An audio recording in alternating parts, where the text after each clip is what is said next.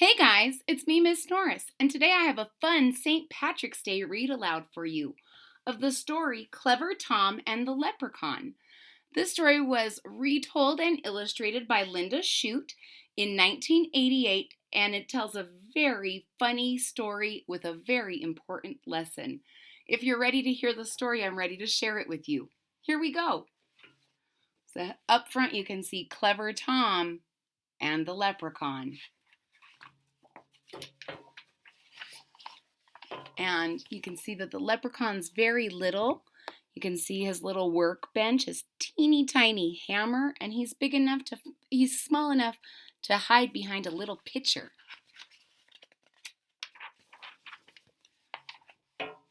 Clever Tom and the Leprechaun, and you can see that Tom works on a farm and he has chickens and a cat and a small house that he takes care of, a shovel.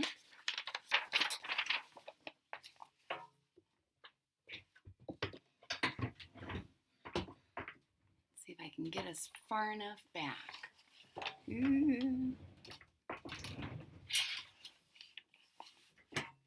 we go. One fine day, on Lady Day in the harvest, Tom Fitzpatrick took a ramble down the lane. Click, clack, he heard through the hedge. So Tom tiptoed closer to take a look. So he's out and about when he hears the tapping of a tiny hammer. And can you see where he's going to go to take a closer look?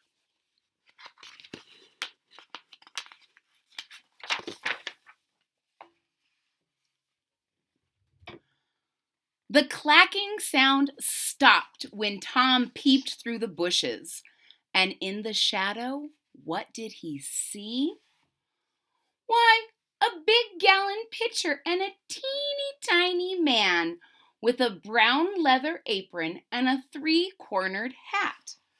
So I'm going to get closer so there's Tom, and you can see there's the little leprechaun with his three-cornered hat.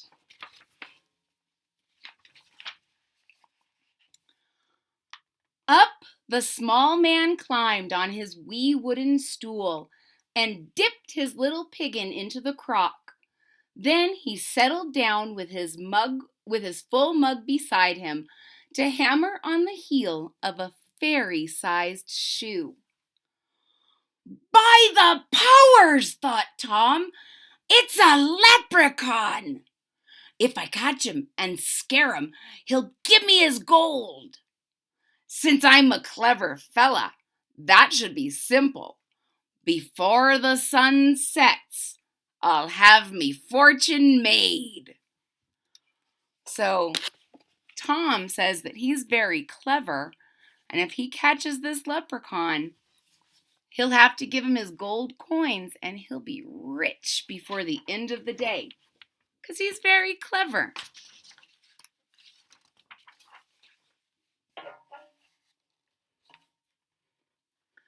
Tom stared at the leprechaun and tried not to blink. He knew that if he looked away, the old man would escape. Then he crept up quite near and tipped his hat politely, saying, "Good day to you, neighbor. Blessings on your work." "Thank you kindly," said the small one, but he never looked up. He just kept tapping on the heel piece of the brogue. So Tom's not taking his eyes off of him, but the leprechaun's not putting his eyes on Tom at all. Tom moved his hand closer while he smiled very sweetly and said, "Today's a holiday. You shouldn't have to work." The leprechaun frowned and answered Tom sharply, "If I do it, that's my business and none of your own. Instead of pestering me, young man, you ought to be watching your father's fields. Look there. The cows have broken into the oats. See, they're knocking the corn all about."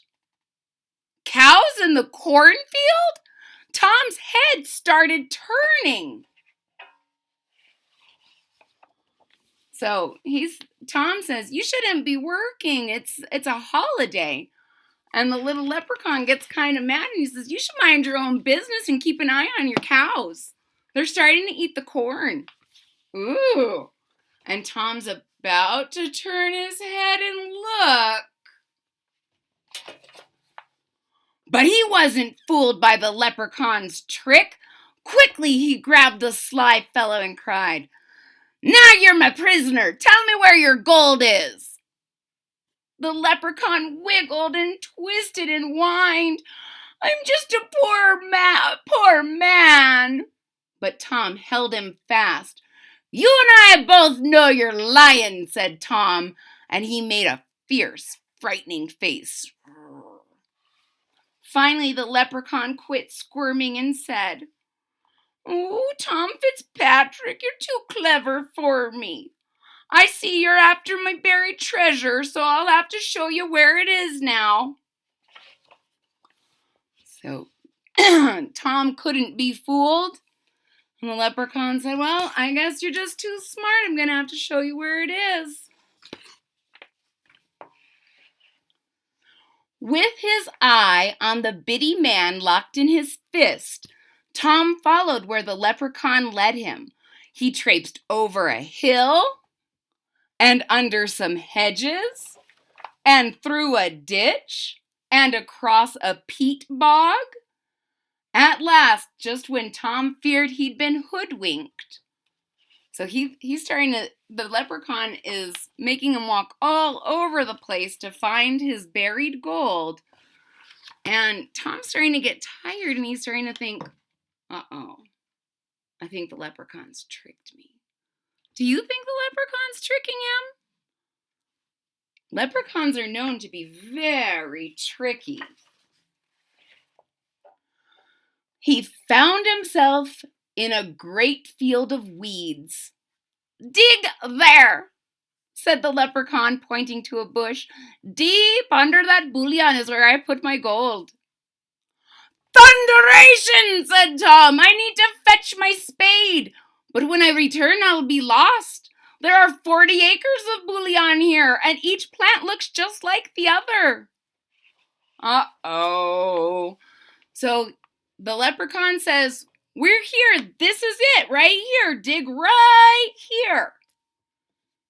Tom forgot his shovel. No shovel. And he says, if I leave and come back, there's so many of these weeds, these bullions, that if I try and find the right one, I'm never gonna find it. Still watching the leprechaun, Tom figured out a plan. He tied his bright red garter on the bush. Swear, you old rascal, that you won't take this off while I run back and get my spade. A spade's another word for shovel. That I will promise you, the little man said. Tom grinned, knowing that leprechauns always keep their word.